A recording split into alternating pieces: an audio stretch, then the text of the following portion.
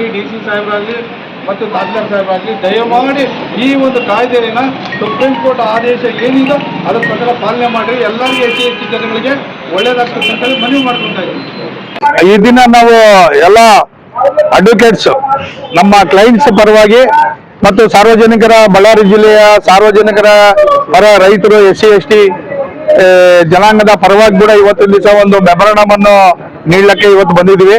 ಎಲ್ಲ ವಕೀಲರ ಮಿತ್ರರು ಎಲ್ಲರೂ ಜೊತೆಗೆ ಬಂದಿದ್ದೀವಿ ಮತ್ತು ನಮ್ಮ ಜೊತೆಗೆ ಸಾರ್ವಜನಿಕರು ಕೂಡ ಇದ್ದಾರೆ ಮತ್ತು ನಮ್ಮ ಕ್ಲೈಂಟ್ಸ್ನೂ ಇದ್ದಾರೆ. ಇವತ್ತಿನ ದಿವಸ ಕಾರಣ ಏನಪ್ಪಾ ಅಂತ ಹೇಳಿದ್ರೆ ಇವತ್ತಿನ ದಿವಸ PTCL ಕಾಯ್ದೆ 2023ರಲ್ಲಿ ಮತ್ತೆ ಅದು ತಿದ್ದುಪಡಿ ಆಗಿದೆ. ಆ ತಿದ್ದುಪಡಿ ಪ್ರಕಾರ ಯಾವುದೇ ರೀತಿ ಲಿಮಿಟೇಷನ್ ಇಲ್ಲ. ಗ್ರಾಂಟೆಡ್ ಲ್ಯಾಂಡ್ ಯಾರ್ಯಾರು ಗ್ರಾಂಟ್ ಆಗಿರ್ತದೋ ಅವರು ಬೇರೆಯವರಿಗೆ ಏನಾದರೂ ಮಾರಾಟ ಮಾಡಿದ್ರೆ ಮತ್ತೆ ಅವರಿಗೆ ವಾಪಸ್ ಕೊಡಬೇಕು.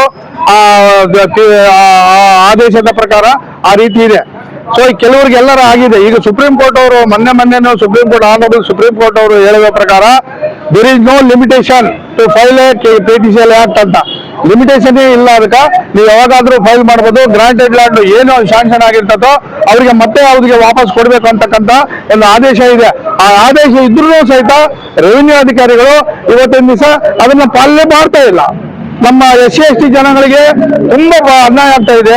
ಲಾಯರ್ಸ್ ಯಾರೋ ಫೈಲ್ ಮಾಡಿದ್ರು ಕೂಡ ಇದು ಲಿಮಿಟೇಷನ್ ಇಲ್ಲ ರೀ, ಇದಕ್ಕೆ ಲಿಮಿಟೇಷನ್ ಇರಬೇಕು, ನೀವು ಲಿಮಿಟೇಷನ್ ಬಾರ್ ಬೈ ಲಿಮಿಟೇಷನ್ ಅದಕ್ಕಾಗಿ ರಿಜೆಕ್ಟ್ ಮಾಡ್ತೀವಿ ಅಂತೇಳಿ ಈ ರೀತಿ ನಮಗೆ ತುಂಬಾ ಕೇಸ್ಗಳನ್ನು ರಿಜೆಕ್ಟ್ ಮಾಡ್ತಾ ಇದ್ದಾರೆ. ಅದಕ್ಕೆ ನಾವು DC ಸಾಹೇಬ್ರವರಿಗೆ ಒಂದು ಮೆಮೊರಂಡಮ್ ಕೊಡ್ತಾ ಇದ್ದೀವಿ. ಇದು ಸುಪ್ರೀಂ ಕೋರ್ಟ್ ಆದೇಶದ ಪ್ರಕಾರ ನೀವು ಪಾಲನೆ ಮಾಡ್ರಿ. ಸುಪ್ರೀಂ ಕೋರ್ಟ್ ಅಲ್ಲಿ ಏನು ಇವತ್ತಿನ ದಿವಸ ಏನು ಆದೇಶ ಕೊಟ್ಟಿದ್ದಾರೋ ಅದ್ರ ಪ್ರಕಾರ ನೀವು ಜನಗಳಿಗೆ SC ST ಜನಾಂಗದವರಿಗೆ ನೀವು ಅನ್ಯಾಯ ಆಗ್ತಾ ಇದೆ, ಅದನ್ನ ನ್ಯಾಯ ಕೊಡಿಸ್ಬೇಕಂತೇಳಿ ಇವತ್ತಿನ ದಿವಸ ನಾವೆಲ್ಲರೂ ವಕೀಲರ ಮಿತ್ರರು ಮತ್ತೆ ನಾವೆಲ್ಲ ಪಬ್ಲಿಕ್ ಎಲ್ಲ ಸೇರ್ಕೊಂಡು ಇವತ್ತಿನ ದಿವಸ ಒಂದು ಮೆಮೊರಂಡಮ್ ಅಂದ್ರೆ ಇವತ್ತು ಅಡಿಷನಲ್ DC ಸಾಹೇಬರಿಗೆ ಕೊಟ್ಟಿದ್ವಿ. ಅವ್ರ ಮುಂದೆ ಅದು ರಾಜ್ಯ ಸರ್ಕಾರಕ್ಕೆ ಫಾರ್ವರ್ಡ್ ಮಾಡ್ತೀವಿ ಅಂತೇಳಿ ಮನವಿ ನಮ್ಗೆಲ್ಲ ಭರವಸೆ ಕೊಟ್ಟಿದ್ದಾರೆ. ಅದರಂತೆ ಇವತ್ತಿನ ದಿವಸ ಎಲ್ಲ ವಕೀಲರ ಮಿತ್ರರಿಂದ ಇವತ್ತು ಅವರೆಲ್ಲರ ಪರವಾಗಿ ಮತ್ತೆ SC ST ಜನಾಂಗದ ಪರವಾಗಿ ನಾನು ಮಾತಾಡ್ತಾ ಇದ್ದೇವೆ.